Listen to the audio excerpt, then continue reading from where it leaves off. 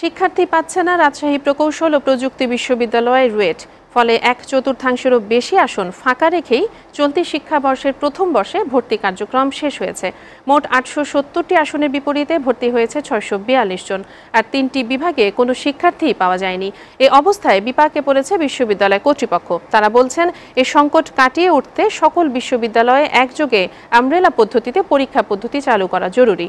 জিয়াউল গনি সেলিমের প্রতিবেদন, ছবি তুলেছেন আবু সাইদ। রুয়েটে 228টি আসন ফাঁকা রেখেই শেষ হয়েছে ভর্তি কার্যক্রম। মাত্র 4টি বিভাগের সব আসনই পূরণ হয়েছে।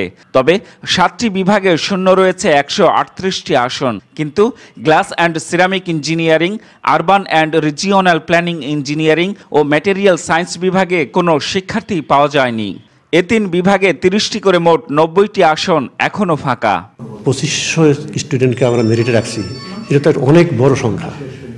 আমি বললাম যে আগে আমাদের এত পর্যন্ত যাওয়া লাগেনি, 1600-তে 1500-তে টার্গেট পুরো হয়ে গেছে।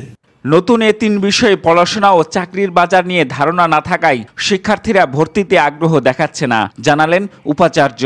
যেহেতু এখন পর্যন্ত এই ডিপার্টমেন্টগুলো থেকে ভর্তি হয় নাই বা কোনো গ্র্যাজুয়েটও বেরোয় নেই, যে কারণে মার্কেটে এদের অবস্থা কি হবে, চাকরিটা কেমন হবে না হবে এই সম্পর্কে আসলে কোনো ধারণা নেই। এছাড়া প্রায় একই সময়ে বিভিন্ন বিশ্ববিদ্যালয়ে ভর্তি পরীক্ষা অনুষ্ঠিত হওয়ায় এ সংকট তৈরি হয়েছে বলেও মনে করেন উপাচার্য। তিনি জানান, সমাধানের উপায় বের করতে আগামী 10 জানুয়ারি একাডেমিক কমিটির সভাও ডাকা হয়েছে। এই 2500ই হয়তো দেখা গেল বুয়েটে পেয়েছে, চুয়েটে পেয়েছে, কুয়েটে পেয়েছে, আমার এখানে হয়েছে।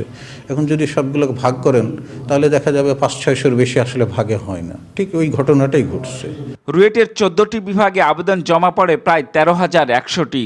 প্রায় 8,000 শিক্ষার্থী ভর্তি পরীক্ষায় অংশ নিলেও 2,500-এর মেধা তালিকা প্রকাশ করা হয়। Ziaul Goni Selim, SA TV, Rajshahi.